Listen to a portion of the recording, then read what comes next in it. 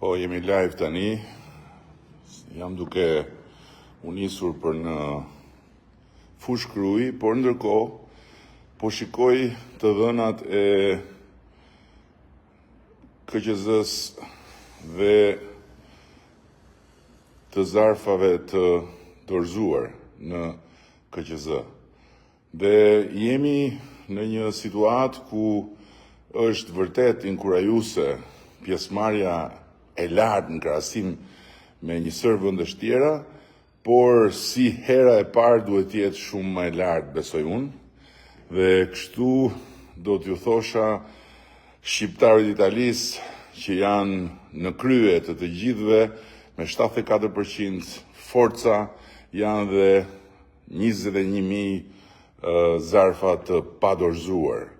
Do t'u thosha shqiptarëve të Greqisë që janë më mbrapa të gjithëve, jo për fajin e tyre, për fajin e konfuzionit që u krijuan nga kompania në ditët e para, 39%, forca janë dhe 36.000 zarfat padorëzuar, por ama ka akoma kohë. Ka akoma kohë dhe mos prisni më që të vinë t'ja u marrin, por ktheheni mbrapsht në pikën përkatëse postare të DL-s. Nga Gjermania 72%, por janë ende 7.000 të padorëzuar. Bëni një përpjekje të fundit. Amerika shumë mbreslënse 70%, por janë ende 5.500 padorëzuar.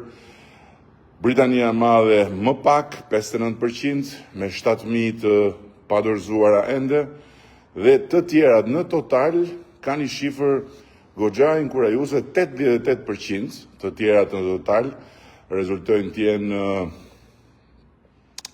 të jenë rreth 15.000 të dorëzuara nga në total 17.000 të shpërndara, por janë dhe 1.300 e ca që janë në duart e njerëzve ende, në duart tuaja që më ndiqni nga larg.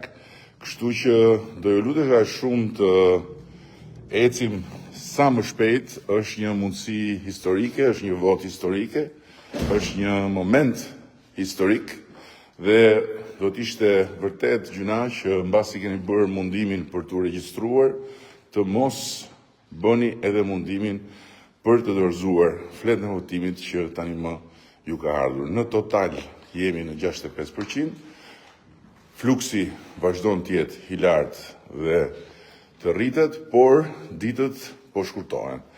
Deri të premten gjithçka duhet të jetë përfunduar, kështu që forca për Shqipërinë me BE-n në Europë, për pasaportën europiane të gjithë shqiptarëve, por mbi të gjitha për identitetin europian, jo vetëm me zakon, sa dhe kemi pasur që kur na vuri Zoti këtu në mes të Europës si një ndër popujt më të vjetër, por edhe me ligj, edhe me dokumenta, dhe për statusin e ri të qytetarisë së shqiptarëve në botë, duke qenë status i barabartë me qytetarët e Europës së Bashkuar.